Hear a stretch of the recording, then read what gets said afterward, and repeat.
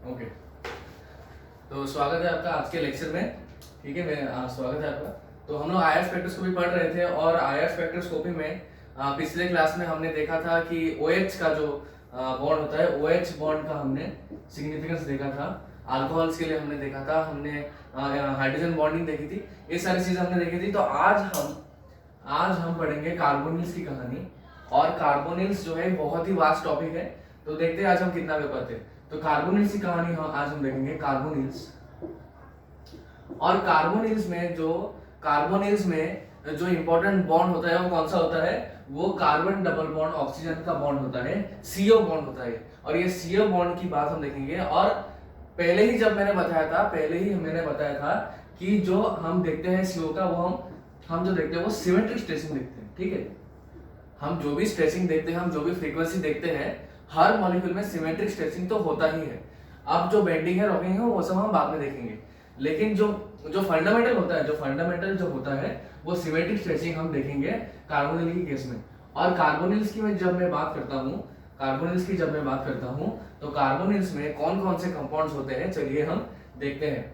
तो पहले मैं सारे कार्बोनिल कंपाउंड्स को लिखूंगा। तो आप देखिए, ये पहला कार्बोनिल कंपाउंड जो मैं लिखूंगा वो होगा अमाइड। ये अमाइड, ठीक है। फिर आता है आपका acid, then comes ketone, okay, aldehyde, ठीक है,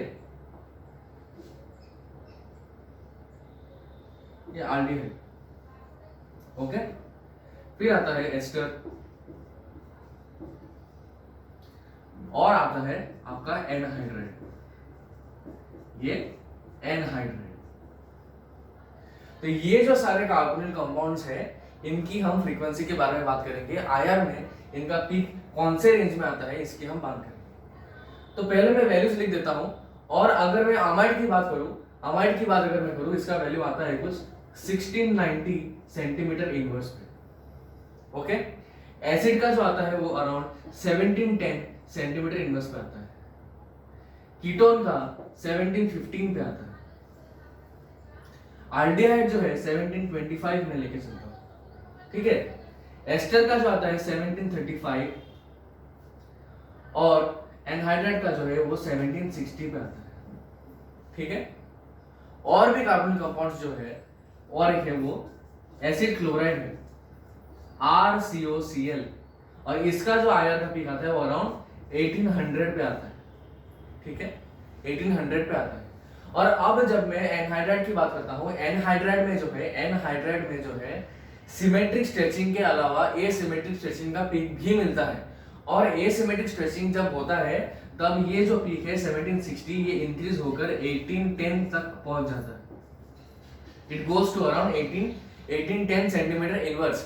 1810 सेंटीमीटर इनवर्स, इसकी कहानी हम बाद में देखेंगे। लेकिन अभी के लिए आप जान रखिए कि एनहाइड्राइड का जो होता है उसमें दो पीक्स मिलते हैं, एक सिमेट्रिक स्ट्रेचिंग और एक एसिमेट्रिक स्ट्रेचिंग। तो इन सब कार्बोनिल कंपाउंड्स के बीच में मैं ये जो आल्डिहाइड है,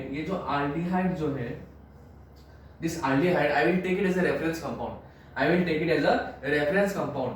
And I will compare each and every one of these according to the aldehyde. Aldehyde से मैं कंपेयर करूंगा हर एक कार्बोनिल कंपाउंड को, और देखेंगे कि ये जो डिफरेंस इन पीक्स है ये क्यों आ रही है, यहाँ पे क्या चेंज हो रहा है, किस फैक्टर की वजह से ये जो आईआर की पीक्स है ये अलग हो रहे हैं, ये हम देखेंगे। तो अगर मैं आल्डिहाइड को मैं अगर रेफरेंस रखूं, इस आल्डिहाइड को अगर मैं रेफरेंस रखूं और मैं कंपेयर करूं हमारे अमाइड से, मैं आल्डिहाइड को रेफरेंस रखूंगा, ये आल्डिहाइड को मैं रेफरेंस रखूंगा, और इसका जो पीक है 1725 पे आता है, 1725 सेंटीमीटर इनवर्स पे आता है। और इससे अगर मैं कंपेयर करूं अमाइड की, तो इसमें डिफरेंस क्या है? इसमें अगर हम देखें, ये जो पार्ट है ये तो सेम है, RC डबल बॉन्ड हो, ये जो पार्ट है ये दोनों में ही सेम है। तो डिफरेंस कहां पे आ रहा है?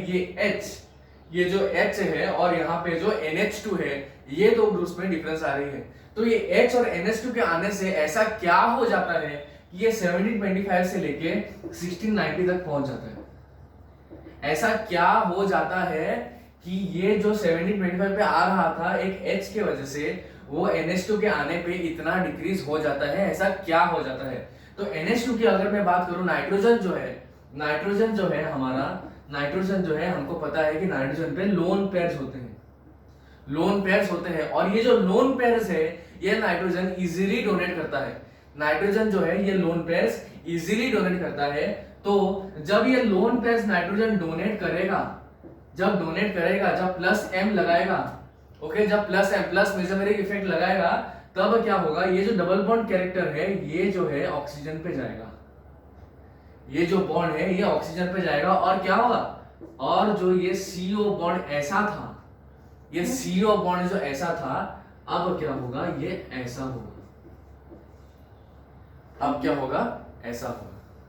मतलब जो CO डबल बॉन्ड था, ये जो डबल बॉन्ड कैरेक्टर था, अब ये डबल बॉन्ड से होकर के अब सिंगल बॉन्ड बनेगा।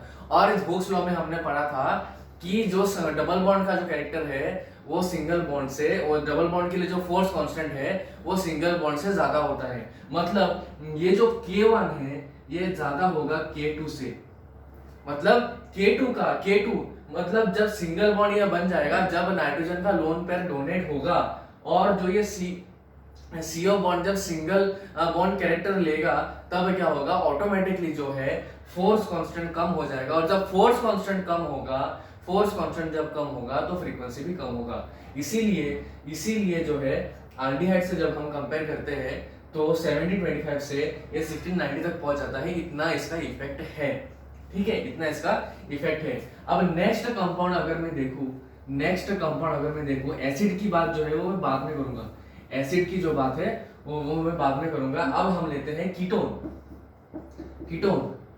अब कीटोन में क्या डिफरेंस है? कीटोन में जो है वही सेम स्टोरी है, वही सेम कहानी है। कीटोन में हम सिर्फ देखते हैं क्या, कीटोन में सिर्फ यही देख पा रहे हैं कि जो H है, H के जगह पे R है, और R जो है अल्काइल हो सकता है, अराइल हो सकता है, कुछ भी हो सकता है। और जब R होगा, R क्या करेगा, R जो है हमारा, R जो है वो अब प्लस आई इफेक्ट लगाएगा, R जो है वो प्लस आई इफेक्ट लगाएगा। मतलब क्या, ये जो कार्बन है,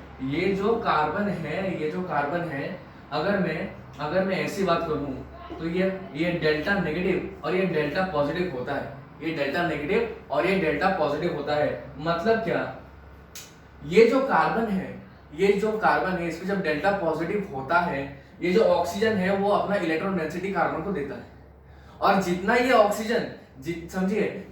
ऑक्सीजन अपना इलेक्ट्रॉन डेंसिटी कार्बन पे देगा उतना ही स्ट्रॉन्ग बॉन्ड होगा। लेकिन जब R होता है, R जो है प्लस आई इफेक्ट के होते हुए वो भी अपना इलेक्ट्रॉन डेंसिटी जो है वो कार्बन पे दे रहा है। तो जब कार्बन को ऑलरेडी R से थोड़ा इलेक्ट्रॉन डेंसिटी मिल रहा है, तो अब क्या होगा, what will happen, the electron density from oxygen will start decreasing. मतलब क्या, ऑक्सीजन अब जो कार्बन पे अब जो इलेक्ट्रॉन डेंसिटी देगा वो कम होने लगेगा, और जब इलेक्ट्रॉन डेंसिटी कम होने लगेगा दोनों के बॉन्ड के बीच में, तो ऑटोमेटिकली जो है वो बॉन्ड वीक होने लगेगा, और जब बॉन्ड वीक होगा तो फोर्स कांस्टेंट कम होगा, और फोर्स कांस्टेंट जब कम होगा तो फ्रीक्वेंसी भी कम होगा। इसीलिए जो है ये कीटोन का जो फ्रीक्वेंसी आता है वो आता है अराउंड 1715 पे, 1715 सेंटीमीटर इनवर्स पे इसका पीक आता है। अब ज्यादा डिफरेंस इसमें नहीं है, क्यों, ये जो इफेक्ट है वो इतना लार्ज नहीं है as compare to the effect which we saw in case of amide. Amide में जो है वो प्लस एम लग रहा था, और प्लस एम हमको पता है बहुत डोमिनेट करता है प्लस आई पे बहुत डोमिनेट करता है प्लस एम। तो इसीलिए यहाँ पे हम देख सकते हैं कि ये जो डिफरेंस है ये बहुत ही कम है। अब नेक्स्ट मॉलिक्यूल में अगर मैं जाऊं, नेक्स्ट कंपाउंड पे अगर मैं जाऊं, I will take example of ester की हम बात करेंगे, अब यहाँ पे अगर हम देखें एस्टर की बात अगर मैं सेम कॉन्सेप्ट अगर मैं लगाऊं जो मैंने अमाइड में लगाया था, कि नाइट्रोजन के पास तो लोन पेयर होता है, और वो लोन पेयर जब डोनेट करता है प्लस एम लगता है, और ये double bond character single bond में कन्वर्ट हो जाता है, और क्या होता है, जो फ्रीक्वेंसी है वो कम हो जाता है। तो यहाँ पर भी सेम ही होना चाहिए, ये जो एल्डिहाइड है एल्डिहाइड से कम होना चाहिए। लेकिन हम क्या देखते हैं, एस्टर में 1735 पे आता है, 1735 पे आता है। ऐसा क्यों होता है ये हम देखेंगे, ये हम देखेंगे। तो ये देखने के लिए मैं एनएमआर की थोड़ी बात करूंगा। एनएमआर की मैं थोड़ी बात करूंगा, ज्यादा डिटेल में नहीं जाऊंगा, एनएमआर की बात में इतना ही करूंगा कि एनएमआर स्पेक्ट्रोस्कोपी में हम ये देखते हैं कि एनएमआर में जो है वो वहां पे जीओसी जो है वो नहीं लगता है, वहां पे जनरल ऑर्गेनिक केमिस्ट्री नहीं लगता है। वहां पर हम पहले प्रायोरिटी देते हैं फील्ड इफेक्ट को, हम फील्ड को पहले देखते हैं। क्यों? क्योंकि वहां पे बहुत ही स्ट्रॉन्ग एक्सटर्नल मैग्नेटिक फील्ड होता है और उस एक्सटर्नल मैग्नेटिक फील्ड के होते हुए मॉलिक्यूल्स में बहुत सारी चेंजेस, बहुत सारे इफेक्ट्स होते रहते हैं। तो वो एक्सटर्नल मैग्नेटिक फील्ड जो होता है that will govern all the effects which are taking place inside a molecule and it sometimes it becomes unpredictable what can happen, कुछ भी कभी भी हो सकता है in case of spectroscopy। तो वहीं पर से in the same case IR में भी एक एक्सटर्नल फील्ड, आप बोलेंगे आईआर में मैग्नेटिक फील्ड कहां है? मैग्नेटिक फील्ड नहीं है, मैग्नेटिक फील्ड नहीं है, लेकिन आईआर क्या है? अरे भाई आईआर क्या है? आईआर वेव जो है वो क्या है? वो इलेक्ट्रोमैग्नेटिक वेव है। और इलेक्ट्रोमैग्नेटिक में तो आता है इलेक्ट्रोमैग्नेटिक, मतलब क्या? उस वेव का जो है एक इलेक्ट्रिक पार्ट भी है और एक मैग्नेटिक पार्ट भी है। तो अब मैं बोलूंगा कि नहीं सर, अरे इसमें एस्टर में क्यों दिख रहा है? एस्टर में क्यों हो रहा है? नहीं, सिर्फ एस्टर में नहीं हो रहा है, ये सारे मॉलिक्यूल्स में होते हैं, लेकिन ऑब्जर्व जो होता है वो एस्टर में ही होता है। और वो क्यों होता है वो मैं आपको समझाता हूं। अब अगर मैं कंसीडर करता हूं ये नाइट्रोजन, ये ऑक्सीजन और ये फ्लोरीन, ठीक है? ये तीन एटम्स को मैं कंसीडर करता हूं। तो जस्ट मैं अज्यूम करने के लिए, ये कोई मतलब रिकॉर्डेड डेटा नहीं है, जस्ट मैं कंपेयर करने के लिए अगर मैं देखूं जो इनका मेसोमेरिक इफेक्ट होगा और जो इनका प्लस इफेक्ट होगा, फील्ड इफेक्ट होगा, उनको मैं अगर कंपेयर करूं तो कैसे होगा? नाइट्रोजन में जो है, क्योंकि नाइट्रोजन अपना लोन पेयर इजीली देता है, इसका प्लस एम जो होगा वो यहाँ पे होगा। अगर दूसरे मार्कर से मैं लिखूं, ये जो प्लस एम है इसका यहाँ पे होगा, ओके? और इसका जो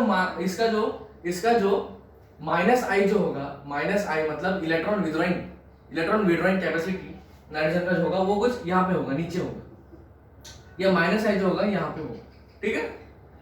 ऑक्सीजन की अगर मैं बात करूं तो प्लस एम ऑब्वियसली नाइट्रोजन से कम होगा, नाइट्रोजन से प्लस एम ऑक्सीजन का कम होगा, तो यहाँ पे मिलेगा, ये प्लस एम जो है यहाँ पे मिलेगा, ठीक है? और ये माइनस आई जो है ऑक्सीजन का नाइट्रोजन से थोड़ा ज्यादा होगा, ठीक है? तो ये माइनस आई कुछ यहाँ पे आएगा। और जब मैं फ्लोरीन की बात करूं, जब मैं हैलोजन्स की बात करता हूं, तो हमको पता है हैलोजन्स में जो है माइनस आई जो है तो वो डोमिनेट करता है प्लस एम पे, तो क्या होगा यहाँ पे जो होगा ये माइनस आई जो है वो डोमिनेट करेगा प्लस एम पे। इसकी बात हम बाद में करते हैं, अभी जो हमारे लिए इंपॉर्टेंट है वो ये ऑक्सीजन की जो कहानी है वो इंपॉर्टेंट है। तो ऐसे है नॉर्मल केस, ठीक?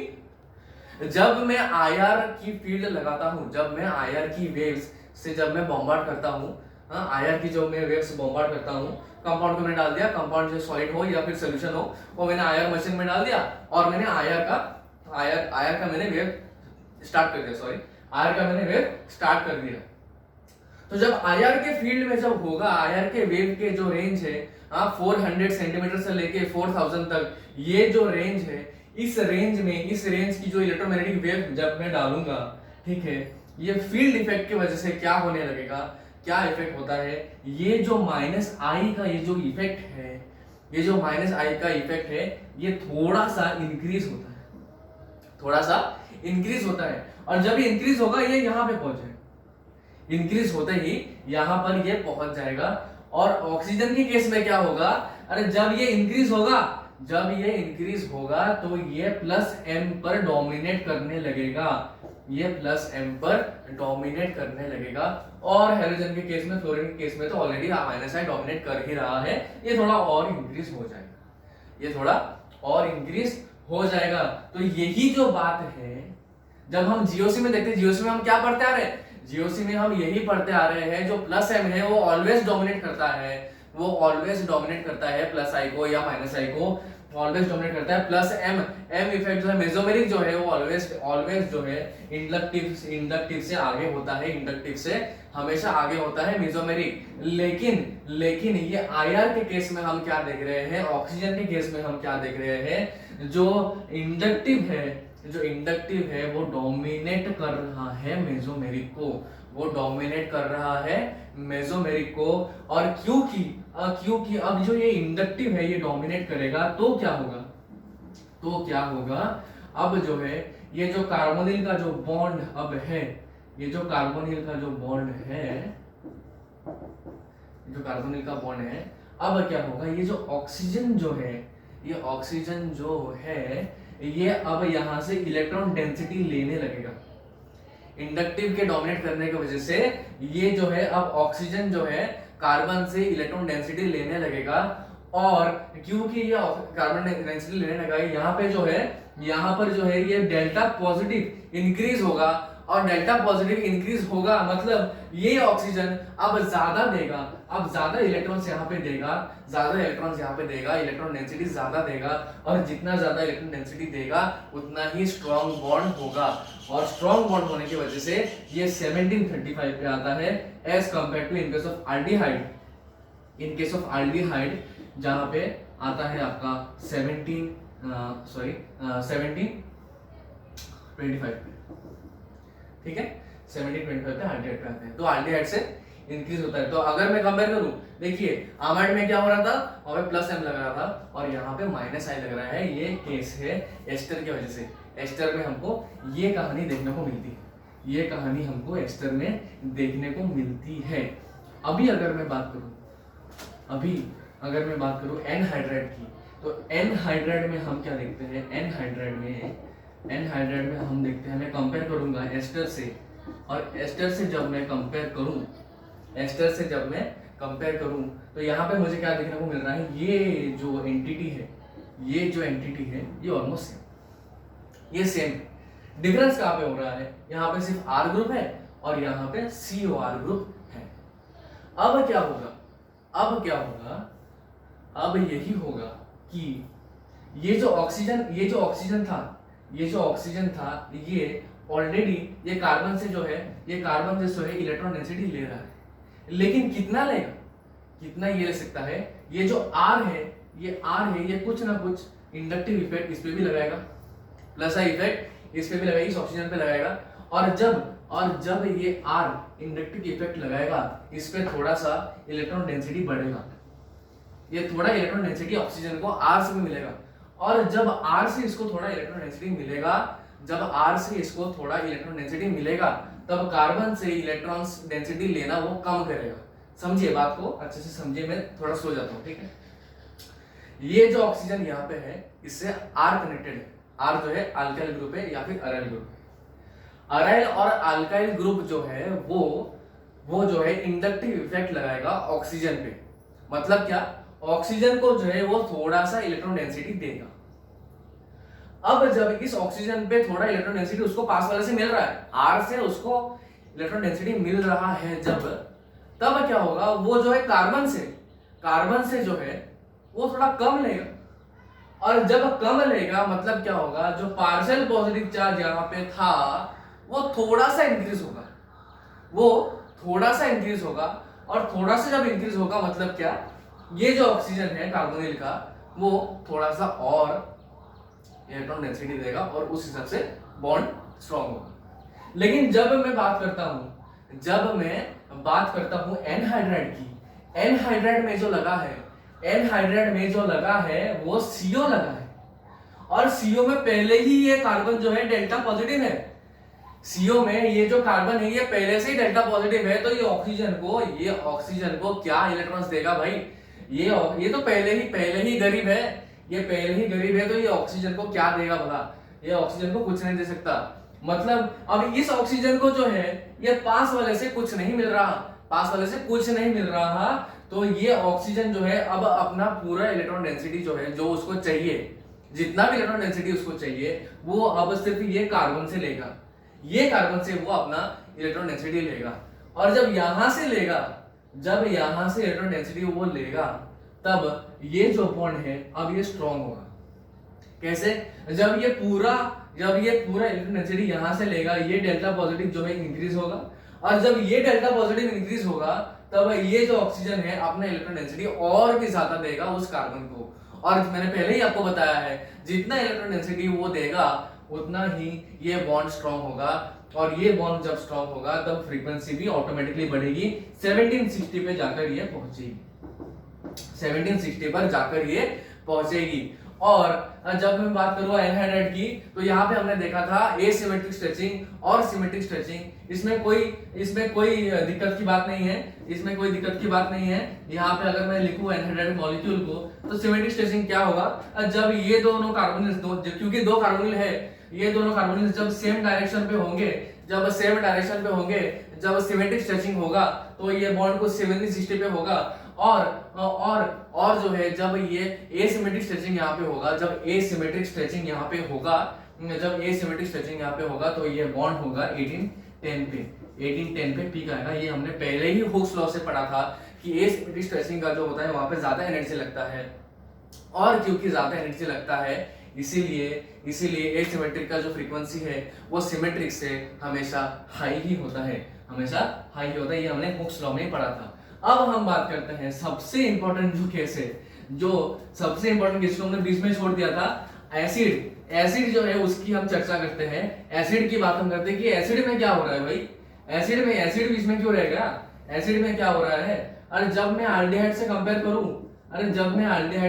करता हूँ, ये एल्डिहाइड का जो है 1725 पे आता है, ठीक है, 1725 पे आता है। और एसिड अगर मैं लिखूं ये जो OH है, अरे आप कहोगे अरे ये भी तो एस्टर जैसा है, अरे ये भी तो एस्टर जैसा ही है, यहाँ पर भी CO और सिंगल बॉन्ड O है, अरे ये क्यों नहीं खींचेगा? ये नेगेटिव, ये जो है माइनस आई क्यों नहीं लगाएगा यहाँ पे? और इसका अगर ये माइनस आई लगाता है, और यहाँ पे तो H भी है, याद रखें एस्टर में जो था, एस्टर में क्या था? एस्टर में यहाँ पे R था, और R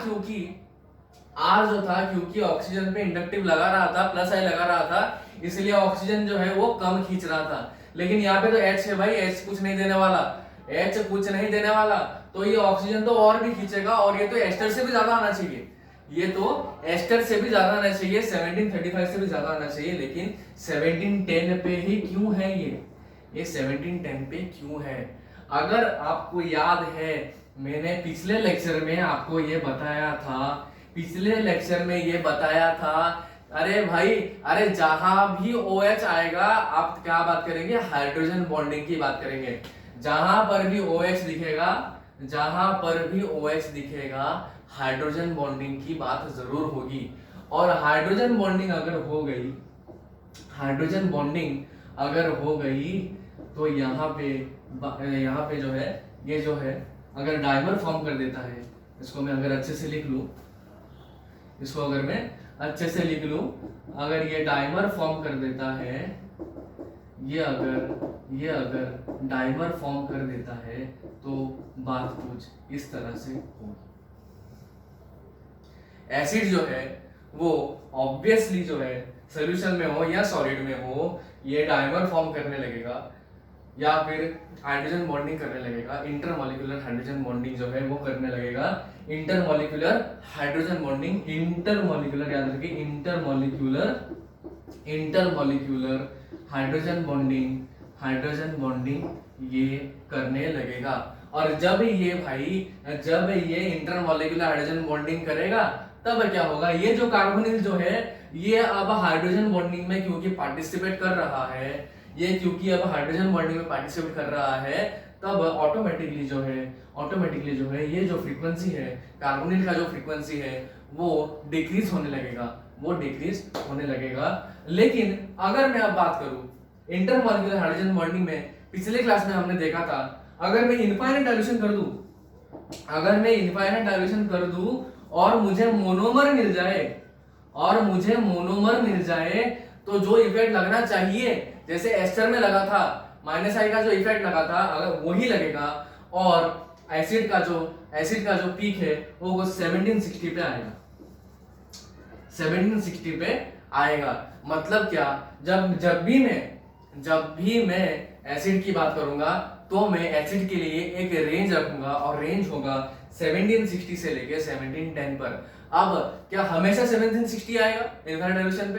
क्या हमेशा 1710 आएगा जब डाइल्यूशन नहीं होगा? नहीं, वो डिपेंड करेगा एक्सटेंट ऑफ हाइड्रोजन बॉन्डिंग, कि हाइड्रोजन बॉन्डिंग कितनी अच्छी तरह से हो रहा है या नहीं हो रहा है, कितना हाइड्रोजन बॉन्डिंग हो रहा है, पॉलीमर फॉर्म हो रहा है या फिर डायमर फॉर्म हो रहा है, ट्राइमर फॉर्म हो रहा है, इंटरमोलिकुलर हाइड्रोजन बॉन्डिंग हो भी रहा है या नहीं हो रहा है, ये सारे फैक्टर्स डिपेंड करेंगे। इसलिए एक रेंज जो होगा वो 1760 से लेकर के 1710 पर होगा। तो अगर मैं समरी की बात करूं, समरी में मैं अब सारे कार्बोनिल्स को मैं साथ में रखता हूं और देखते हैं कि किसमें क्या हो रहा है। ठीक है, किसमें क्या हो रहा है, इससे मैं लेक्चर को समाप्त करूंगा। और कार्बोनिल्स की अगर मैं बात करूं, पहले मैं रखता हूं अमाइड को, ये हमारा अमाइड, फिर एसिड, फिर कीटोन, फिर aldehyde, okay, then comes ester, then comes anhydride, and then comes RCOCl। Okay, RCOCl की बात मैंने नहीं की, सॉरी।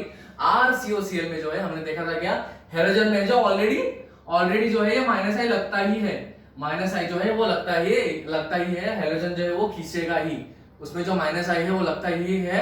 और आईआर की वजह से क्या होगा, वो माइनस आई और भी बढ़ेगा, इसलिए इसका जो रेंज है वो 1800 पे आता है, ये हमने देखा था, ये हाईएस्ट आता है। ठीक है, तो NH2 में हमने क्या देखा, NH2 में हमने देखा यही कि नाइट्रोजन का जो लोन पेयर है वो डोनेट करेगा, ये सिंगल बॉन्ड में फॉर्म होगा, इसीलिए इसका सबसे कम होगा 1690 पे आएगा। ठीक है, 1690 सेंटीमीटर इनवर्स पे ये आएगा। एसिड के केस में हमने क्या देखा, हाइड्रोजन बॉन्डिंग की वजह से, इंटरमॉलिक्यूलर हाइड्रोजन बॉन्डिंग की वजह से जो होगा कार्बोनिल का जो बॉन्ड है वो वीक होगा और इसका जो पीक है वो 1710 पे आएगा। ठीक है, कीटोन में हमने क्या देखा, कीटोन में हमने ये देखा कि ये जो R है, इस R की वजह से प्लस I लगेगा, इंडक्टिव लगेगा, और इंडक्टिव थोड़ा सा लगेगा, इसीलिए इसका जो रेंज है 1715 तक आएगा। आल्डिहाइड में हमने देखा 1725 पे आता है। और एस्टर की जब हम बात करें, यहाँ पे एक्सेप्शन क्या है, यहाँ पे जो है माइनस आई लगता है, माइनस आई जो है डोमिनेट करता है प्लस एम को, माइनस आई जो है प्लस एम को डोमिनेट करता है, और यहाँ पे 1735 पे हमको बॉन्ड मिलता है, पीक मिलता है, सॉरी 1735 पे पीक मिलता है। और एनहाइड्राइड की जब मैं बात करूं, यहाँ पे हमको दो पीक्स मिलते हैं, एक है 1760 पे और एक है 1810 पे। ये सिमेट्रिक के लिए है, और ये एसिमेट्रिक के लिए है। और एसिड क्लोराइड में हमने देखा, क्योंकि क्लोरीन जो है हेलोजन है, वहां पे माइनस आई ज्यादा लगाता है, इसीलिए जब माइनस आई ये ज्यादा लगाएगा, ये जो इलेक्ट्रॉन डेंसिटी यहाँ पे है ये कम होगा, यहाँ पे पार्शियल पॉजिटिव चार्ज जो है कार्बन पे ये ज्यादा होगा, और इलेक्ट्रॉन डेंसिटी और भी ज्यादा देगा, और इसीलिए ये बॉन्ड और स्ट्रॉन्ग होगा, और 1800 पे हमको ये पीक मिलेगा। तो ये जो है आपका कार्बोनिल का समरी है। कार्बोनिल्स में ये सारे कंपाउंड्स आपको मिलते हैं, और यही समरी है। तो अगर आपको समझ में आया जरूर बताएं, कमेंट सेक्शन में जरूर बताएं, कुछ क्वेश्चन जरूर मुझे पूछें कमेंट सेक्शन में। और अगर आपको आज का वीडियो पसंद आया तो मेरे वीडियो को लाइक करें, शेयर करें और चैनल को सब्सक्राइब करें। Thank you very much.